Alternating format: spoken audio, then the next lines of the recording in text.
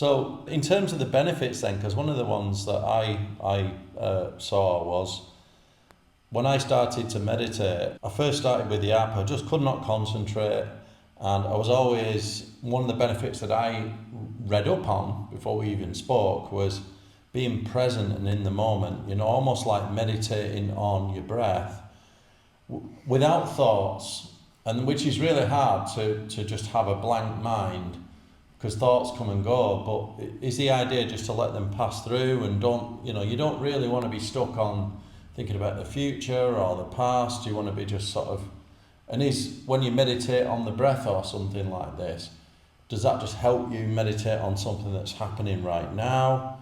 Is that just a technique to keep you in the moment? It is. It's really about focusing on one thing. Okay. It can be anything, actually. It can be the breath, it can be your heartbeat, it can be the color of the wall, it can be something that you are hearing, or anything. Why is everybody connected to the breath? Why is everything? Because the first Buddha, that's the Buddha Siddhartha, Sakyamuni, he suggested to his disciples to focus on the breath first. Okay. But in the yoga tradition, there are many things you can focus on. Yeah, we sometimes focus on even the skin, which is quite a difficult one. Well, it's not really, because obviously your skin touches everything, your clothes are touching your skin, so you can actually do that. Yeah, the breath seems a really simple one. And it's interesting because you actually focus on something. Yeah. Okay, because you want to know more about this. Okay, focusing on my hands, on my breath, because I want to know more. But it's actually because the most important part, because I want to realize what's interfering with that. Because if I don't have anything, like micro movements or micro sense. What thoughts Okay. are interfering with my concentration. So I stick with it for 5 minutes. Okay, but after a minute, of course, or less, there's gonna be something coming in. What is that? Okay, what I have to do tomorrow? Why is there? Okay, let go. Go back to the hand or the breath. Yeah. So this is what happens. This is like an anchor. When you place an anchor and you stick it there, and you observe the fluctuation of your mind. Because imagine that you are in a boat and you don't have any anchor. Maybe you think you're still, but you're not, and you don't even realize that there is like a current, or a tide. But when you place the anchor, then you realize what's going on. Okay. Yeah. Same thing with your mind. And I guess the other thing that we do as well is the breathing exercises, which I really like, because we also do, it's different, but we're the jiu-jitsu club that I'm part of, it's like an international organisation, and the very, very, like, the number one thing that they go on about is breathing, like belly breathing, being really efficient, because you can, but also learning how to breathe under pressure. Now, the breathing that we do is different, but it's kind of related, because when we do retention, like breathing retention, which is where you hold your breath, sometimes you ask me how many breaths have I taken in 5 minutes, and it might be like 5, 6 or something. And if I can get to like 1 minute breaths, I'm like really pleased with myself. So that retention, I think, is massive. Like, and it really calms you down, doesn't it? It like makes you in this kind of like really calm state. Yes. The less you breathe, the more calm you get. So if you breathe once and then you retain for a minute, it's not the same like you do like 10 breaths in a minute. So the less air you put in your body, the more you relax. Yeah. But for example, in the jiu-jitsu, I think you excel with the mouth, right?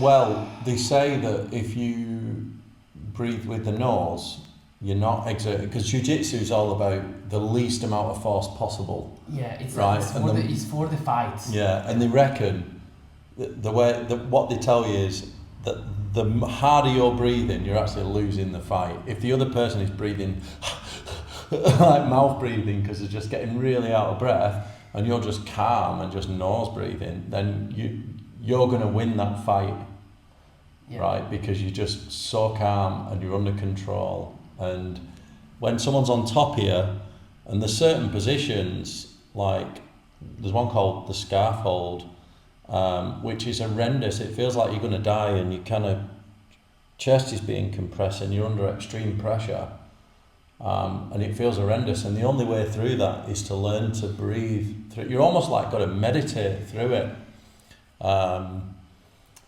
it's really strange. But yeah, it's different. There's a course that they teach on learning how to breathe. Like one of the ones is wrapping your arm over yourself and twisting. It's like this actually, and it feels really tight around the chest, but it's similar to being in scarf. Yeah, and it's but it is different. But our breathing that we've done, I think, has helped me massively in that regard, and also to calm down as well. You know, because the breathing exercises seems quite a lot part of it, and I've seen that in the yoga exercise as well. It also, it's all about the breathing is important there too. Yeah, so the breathing is a huge part, and it's like the door that takes you into the meditation. You can't meditate if you don't breathe slowly. I don't think it's really possible to enter a state of meditation. Well, it slows your heart rate down, right? Yeah, everything. Massively. Heart rate down, you know. And the hardest breathing exercise we did was, is it reverse kumbhaka? It's the opposite of retention. What is it where you? Yeah. So you suck all the air out of yourself. Then you exhale completely. Yeah. And then. Yeah.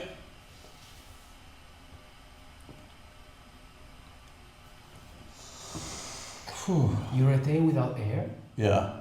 And this is kind of much more probably intense. Oh, it's far more intense. Especially the activation. Yeah. Yeah, and it's another way to basically to train your diaphragm as well.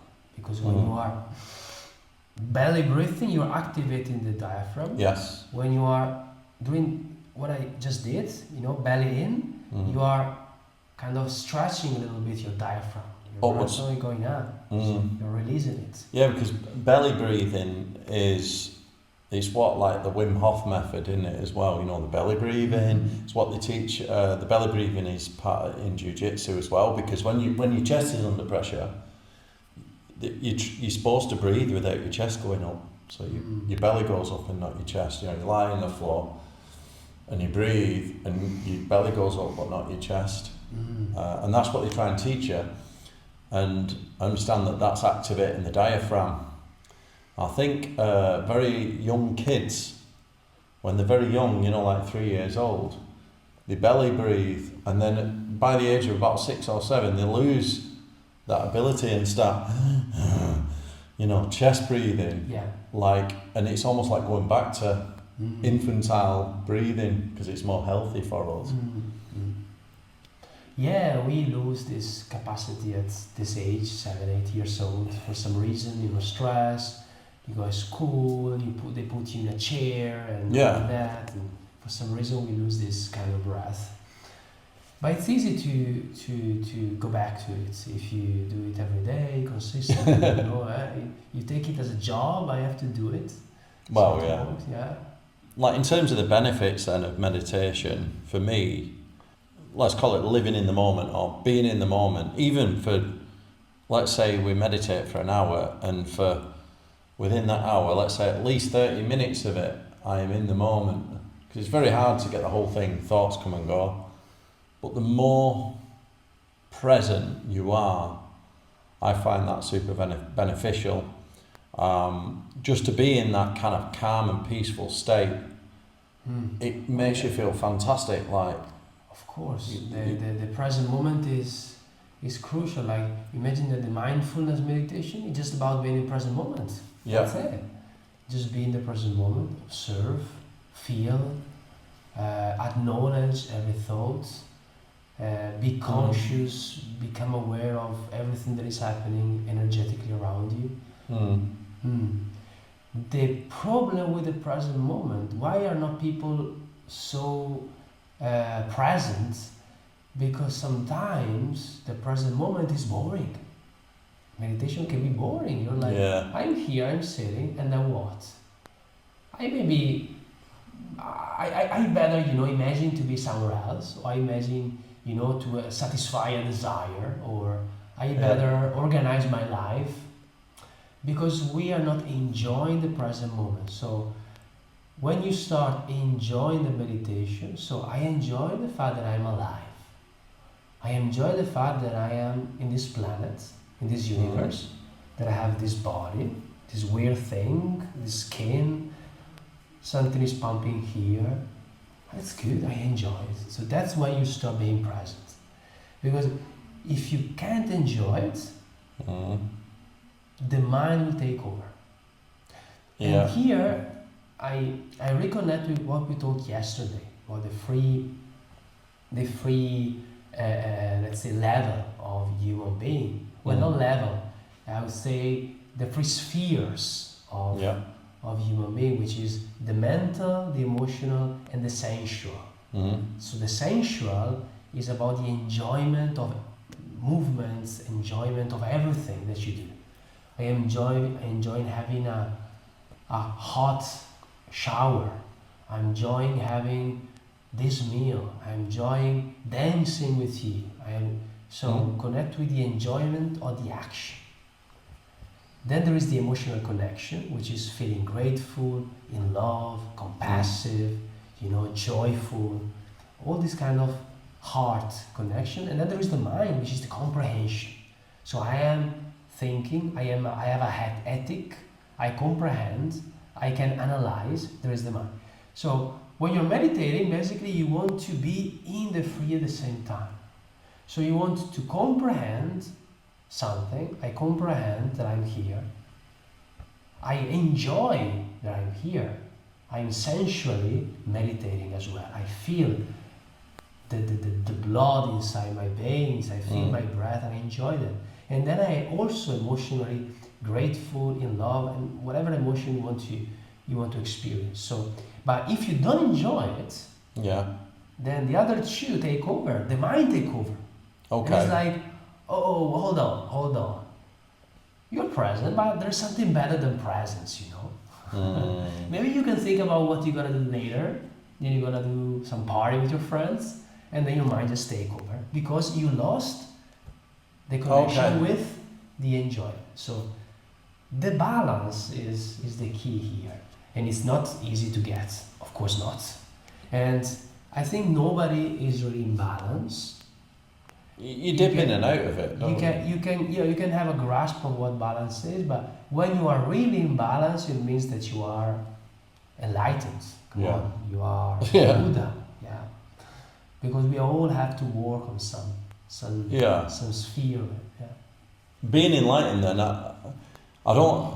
My understanding is it's not possible to stay there. Is it a temporary thing? I mean, or is it possible to stay enlightened? I don't understand that not many people even reach that. We all have good days and bad days, and I guess the more you practice meditation, the better you get at it, the higher level of emotions that you have and things. Is it just? It's like anything. The more you practice, the better you get at it. Yeah, I really believe that it's a stage where maybe we may not have this experience in this life, who knows? Or maybe yes. And you never know where you are at Yeah. until you stop and you do something like meditation. Mm. And then you can realize where you are at. And enlightenment, if you look at the word enlight, it's about light.